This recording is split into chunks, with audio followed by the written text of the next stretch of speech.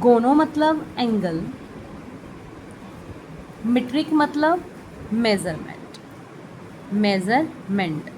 ਆਪਾਂ ट्रिग्नोमेट्री ਦੇ ਵਿੱਚ ਤਿੰਨ ਐਂਗਲਸ ਦੀ ਮੈਜ਼ਰਮੈਂਟ ਕਰਦੇ ਹਾਂ, ਤਿੰਨ ਸਾਈਡਸ ਨੂੰ ਪਤਾ ਕਰਦੇ ਹਾਂ। This is the triangle, 3 sides ਹੁੰਦੀਆਂ 1 2 3, 1 2 3 and 3 angle 1 2 3, this is 3 angles. ਇਸ ਚੈਪਟਰ ਦੇ ਵਿੱਚ ਅਗਰ ਆਪਾਂ ਟ੍ਰਿਗਨੋਮੈਟਰੀ ਬਹੁਤ ਈਜ਼ੀ ਵੇ ਦੇ ਨਾਲ ਕਰਨੀ ਹੈ ਤੇ ਆਪਾਂ ਇਹਦੇ ਵਿੱਚ ਕੁਝ ਫਾਰਮੂਲੇਸ ਪੜਾਂਗੇ। ਉਹ ਫਾਰਮੂਲੇ ਸਾਡੇ ਲਈ ਬਹੁਤ ਜ਼ਰੂਰੀ ਹੈ। ਪਹਿਲਾ ਫਾਰਮੂਲੇ ਇੰਟਰੋਡਿਊਸ ਕਰਨ ਤੋਂ ਪਹਿਲਾਂ ਇਹਦੇ ਮੈਂ ਮੈਂਬਰਸ ਦੱਸਾਂਗੀ। ਟ੍ਰਿਗਨੋਮੈਟਰੀ ਦੇ ਵਿੱਚ ਮੈਂਬਰਸ ਕੌਣ ਹੈ। ਪਹਿਲਾ ਹੈ ਸਾਈਨ ਏ ਇਜ਼ ਐਂਗਲ। ਤੁਸੀਂ ਐਂਗਲ ਨੂੰ ਥੀਟਾ ਨਾਲ ਵੀ ਨੋਟ ਕਰ ਸਕਦੇ ਹੋ, 0 ਪਾ ਕੇ ਵਿੱਚ ਲਾਈਨ ਪਾਓਗੇ, this is the angle theta. ਇਸ ਨੂੰ ਕੀ ਬੋਲਦੇ ਆ? ਥੀਟਾ। ਸਾਈਨ ਏ, ਸਾਈਨ कई इनू सिन भी बोलते हैं बट मैं की बोलती हूँ साइन। नैक्सट की है कोज ए, ਇਹਦਾ फुल नेम है cosine A. Next word is next member है ਇਹਦਾ ट्रिग्नोमेट्री का टैन ए, टेंजेंट बोलते हैं, की बोलते हैं टेंजेंट, शॉर्ट फॉर्म यूज़ करांगे टैन। नैक्सट इज कॉट की फुल फॉर्म है कोटेंजेंट। उस तो बाद आएगा सैक जिन्हों आप सिकेंट भी बोलते हैं। नैक्सट आएगा कोसिकेंट जिन्होंने शॉर्ट फॉर्म च कोसेक बोलते हैं, cosecant. Sine, cos, tan, cot, secant, cosecant. Sine, cosine, tangent, cotangent, secant, cosecant. Short form साइने, कोजे, टैने, कोटे, सिकेंटे, कोसिकेंटे। ਹੁਣ ਇਹਨਾਂ ਦੇ ਵਿੱਚ ਆਪਾਂ ਕੁਝ ਫਾਰਮੂਲੇ ਡਿਵੈਲਪਡ ਕੀਤੇ ਜਿਨ੍ਹਾਂ ਨੂੰ ਇਹ ਫਾਰਮੂਲੇ ਬਹੁਤ ਅੱਛੀ ਤਰ੍ਹਾਂ ਆਉਂਦੇ ਹਨ। ਦੀ 8.1 8.2 ਐਂਡ 8.3 ਬਹੁਤ ਅੱਛੇ ਤਰੀਕੇ ਦੇ ਨਾਲ ਸੋਲਵ ਹੋ ਜਾਏਗੀ।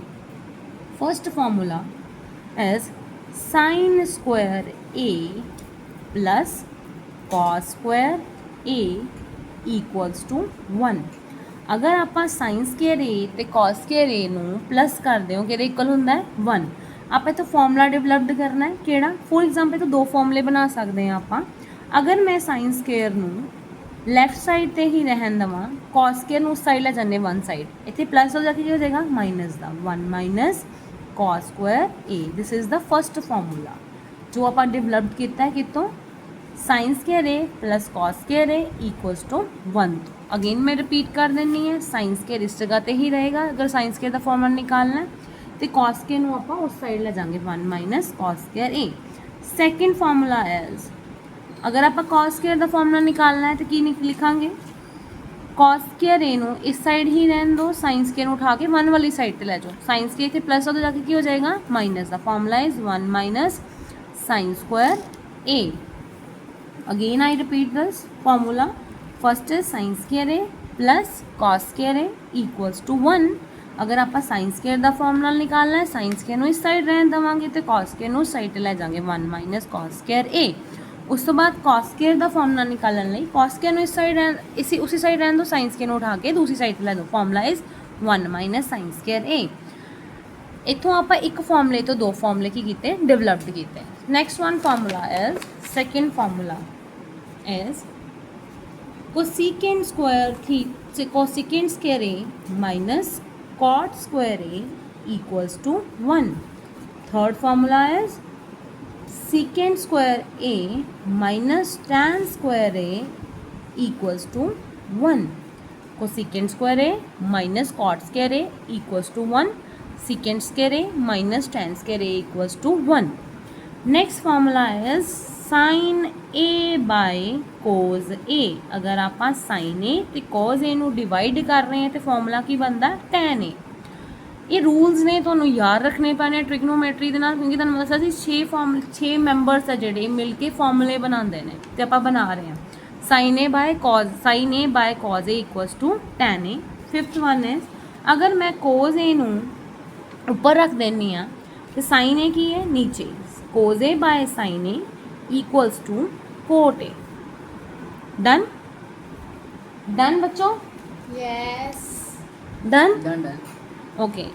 Next 6th one formula is अगर 1 बाय टैन ए, अगर आप रेसिप्रोकल करते हैं tan A का मतलब 1 divide by tan A is equal to cot A। 7th formula है, अगर आप cot A नूं आप पोजीशन ही चेंज करनी है, जेकर cot A नीचे रखते हैं तो आंसर क्या आंदा है, क्या आंदा है? हाँ जी बच्चे दसो, tan A।